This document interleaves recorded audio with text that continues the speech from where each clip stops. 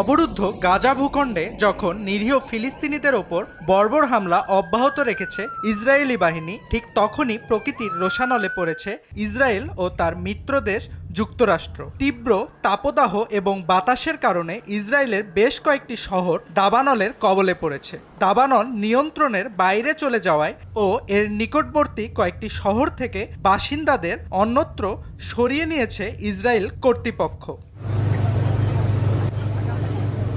গেল বুধবার মধ্য ইসরায়েলের মোসাব তারুমের কাছে শুরু হয় দাবানল।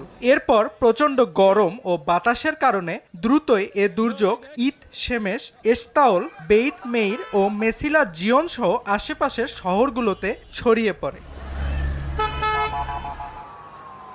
এদিকে দাবানলের আগুনে পুড়ছে জেরুজালেমও। দেশটির গণমাধ্যম দি জেরুজালেম পোস্ট জানিয়েছে, গেল বুধবার থেকে লাগা আগুন নিয়ন্ত্রণে টানা ৩০ ঘন্টা ধরে নিরলসভাবে কাজ করে যাচ্ছে দেশটির ফায়ার সার্ভিস কর্তৃপক্ষ।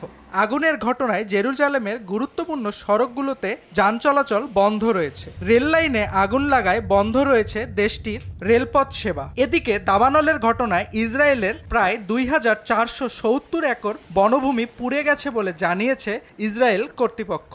তবে দাবানলের ঘটনায় কোনো হতাহতের খবর পাওয়া যায়নি। ইসরায়েল ছাড়াও দাবানলের গ্রাসে বিপর্যস্ত যুক্তরাষ্ট্রের নিউ জার্সি অঙ্গরাজ্যের বিভিন্ন এলাকাও। জনস রোড এলাকায় শুরু হওয়া আগুন ছড়িয়ে পড়েছে ১৩,০০০ একরেরও বেশি জমিতে। বুধবার লাগা এই আগুন এখনও পুরোপুরি নিয়ন্ত্রণে আসেনি। দাবানলের কারণে বেশ কয়েকটি গুরুত্বপূর্ণ মহাসড়ক বন্ধ হয়ে গেছে। বিদ্যুৎহীন অবস্থায় দিন কাটাচ্ছে অঞ্চলটির বাসিন্দারা। অঞ্চলটিতে বেশ কিছু ব্যবসা প্রতিষ্ঠান ধ্বংস হওয়ার খবরও পাওয়া গেছে। সবচেয়ে বেশি ক্ষতি হয়েছে রাস্তায় থাকা নামি দামি ব্র্যান্ডের গাড়িগুলো।